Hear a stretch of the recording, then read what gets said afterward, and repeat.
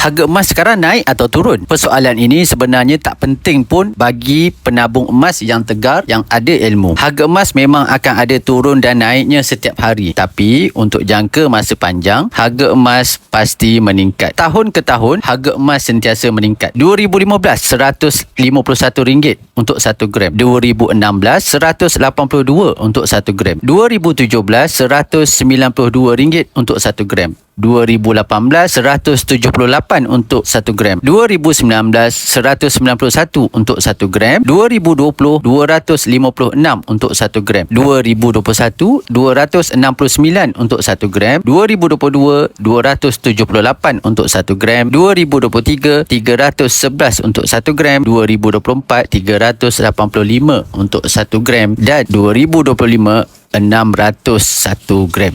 Bermula daripada RM151 meningkat kepada RM611. Apa lagi yang kita nak ragukan dengan kenaikan harga emas? Sebab itu penyimpan emas tak monitor graf harga emas setiap hari. Apa yang penting cuma buat satu perkara saja. Pastikan gram emas sentiasa bertambah. Harga naik, tambah gram. Sebab trend jangka panjang memang menaik. Harga turun, tambah lebih banyak gram. Sebab itu adalah peluang untuk kita tambah gram emas kita dengan dapat harga diskaun. Paling best, emas tak pernah jadi kosong. Macam saham jatuh melingkup. Gram di tangan tetap gram. Nilainya sahaja yang bergerak. Jadi, kalau nak hidup tenang, tak perlu pening kepala. Ikuti harga emas setiap hari, setiap jam. Harga emas naik, seronok. Harga emas turun, lagi seronok. Sebab yang penting ialah gram emas kita sentiasa bertambah. Inilah strategi paling mudah untuk bina dan kekalkan kekayaan melalui emas. Anda nak mulakan simpanan emas, ada satu platform yang kita boleh mula simpan emas hanya serendah RM100 saja dengan akaun Emas Gap. Boleh pergi dekat saya punya profile di TikTok, klik saja button sign up, nanti saya bantu anda sebaiknya. Semoga bermanfaat.